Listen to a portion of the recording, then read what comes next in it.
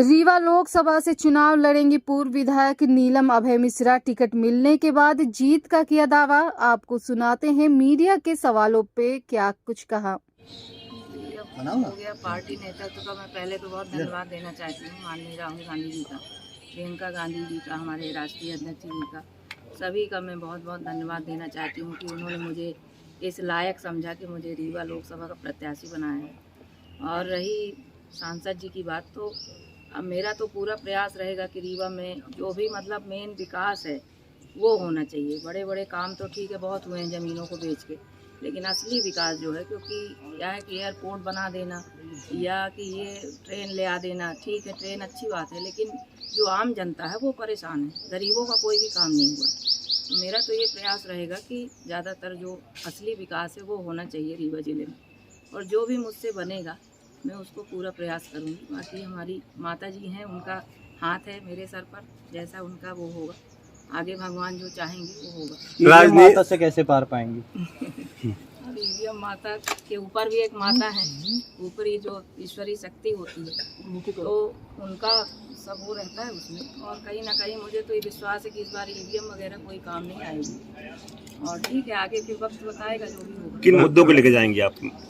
अब मुद्दे तो बहुत सारे हैं भैया, लेकिन ठीक है मुझसे जो बनेगा, मेरे उसमें जो भी होगा मैं वो पूरा करने का पूरा प्रयास करूँगी। राजनीतिक मैदान में पहले भी आपके सामने वो आ चुके हैं और आप लोगों का विरोध भी हो चुका है, तो क्या मानते हैं कि बहुत अच्छा चुनाव होगा? ऐसा कोई विरोध नहीं था, वो ठीक है, पार्टी में वो भी थे, हम भी थे।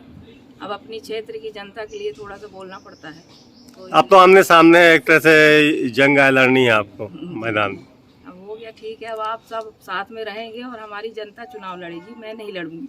राम मंदिर की लहर है, उससे कैसे आप उसका जवाब क्या देंगे? ठीक है, भगवान तो सबके हैं देखिए, और अगर ईश्वर को कोई ये सोचे, ईश्वर को बीच में रख के राजनीति करना गलत बात होती है, तो ये तो नहीं करना चाहिए। और राम मंदिर बन गया, अच्छी बात है, राम जी हमारे विराजमान हो गए हैं, इससे अच्छी बात क्या हो सकती है। लेकिन ये सबके लिए है, हम लोग धर्म से जुड़े हुए हैं, हिंदू धर्म है हमारा, तो ये तो सबका अधिकार है वहाँ जाना, दर्शन करना।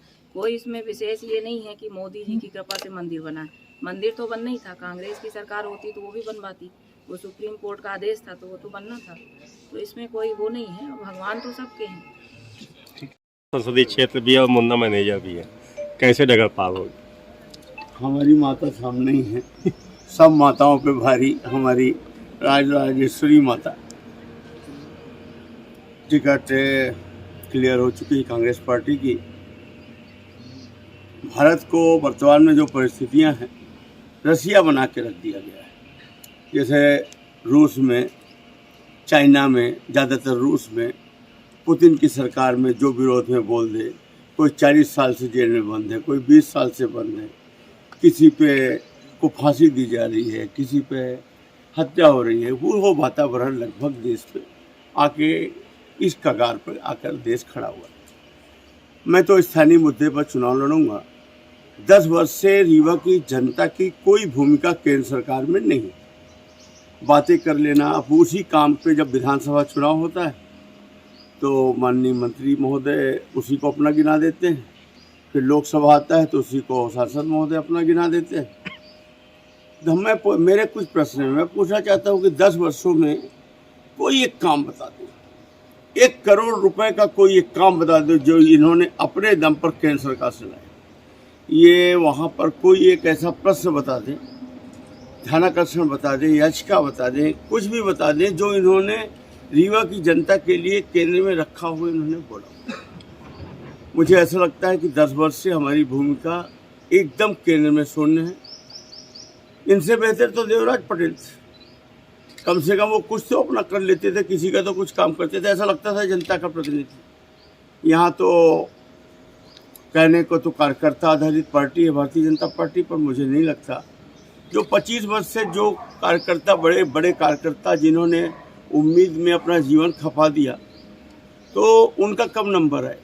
जब जेब के ही व्यक्ति को बार बार मौका मिलेगा तो फिर कहेगी कार्यकर्ता आधारित पार्टी। यहाँ पर भारतीय जनता पार्टी हमारे माननीय मंत्री महोदय की प्राइवेट लिमिटेड कंपनी जैसी एक पार्टी हो गई है और वही उसको चला रहे हैं। बाकी निर्वाचित विधायक वगैरह हैं और भी बड़े बड़े कार्यकर्ता हैं जिनका अस्तित्व लगभग गौण हो गया है, उनको कोई अवसर नहीं मिल रहा है।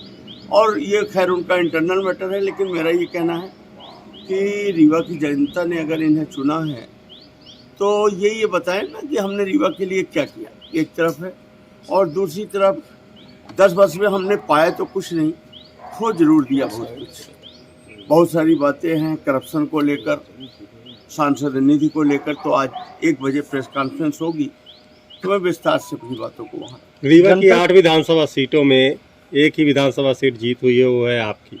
तो क्या रणनीति रहेगी कि इधर से सांसदी भी आपके घर या झोली में गिरेगी? कांग्रेस पार्टी के हम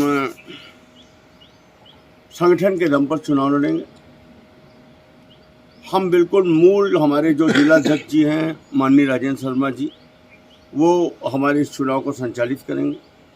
और हमारा संगठन का बीएलए बूथ का कार्यकर्ता से लेकर मंडल ब्लॉक तक का, सेक्टर का कार्यकर्ता, यहाँ तक हम इन्हीं के माध्यम से, और जो हमारे प्रत्याशी रहे हैं विधायक के, भले वो हार गए हों कुछ मतों से, लेकिन उन्हीं के उसी स्ट्रक्चर पे हम काम करेंगे और निश्चित रूप से हमें सफलता मिलेगी। ज़्यादा अंतर नहीं था विधानसभा चुनाव में, कुल 1,10,000 वोट का अंतर था टोटल में। हम इस बार इस वोट को बढ़ाएंगे क्योंकि हर किसी की इच्छा है कि बदलाव हो। वर्तमान सांसद जी को कोई भी वोट नहीं देना चाहता। हाँ, अगर ये टिकट बदल दी हो, कोई नए प्रत्याशी को होते, तो लोगों का वो गुस्सा कम हो जाता, और जो इनके ऊपर भ्रष्टाचार के आरोप है उससे भी ये बच निकलते कि भाई उनको बदल दिया। पर आज ये घिर चुके हैं।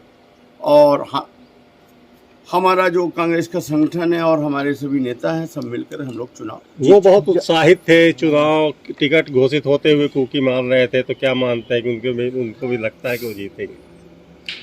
कूकी मार रहे थे, अब देखिए, अब ताके रहिएगा, चुनाव के बीच में हुआ न कर दें। जनता के बीच में किन मुद्दों को लेकर कांग्रेस जा रही है? जनता के बीच में हम आज 1 बजे जब हम प्रेस कॉन्फ्रेंस करेंगे तो हम वहाँ आपको बताएंगे कि हमारे मुद्दे क्या हैं, हम क्या चाहते हैं। हम वही चीज़ें बताएंगे जो हम कर पाएंगे। हम विपक्ष के, अगर हम निर्वाचित हुए, जनता ने आशीर्वाद दिया, तो हम विपक्ष के सांसद, तो हम उसी औकात पे बात करेंगे कि हम अपने संघर्षों के दम पर क्या कर पाएंगे, हम उतनी ही बात करेंगे। और वो हम आपके सामने विस्तृत विवरण अपने जिलाध्यक्ष जी के कार्यालय में, कांग्रेस पार्टी कार्यालय में, जब प्रेस कॉन्फ्रेंस होगी उसमें हम आपको। टिकट घोषणा में इतनी लेट लतीफी क्यों कांग्रेस की तरफ से? देखिए, पूरे देश में इनकी तो देखिए सरकार है 2 वर्ष से, और इनके सब निर्वाचित ज़्यादातर सांसद ही हैं, आप भी समझ रहे हो।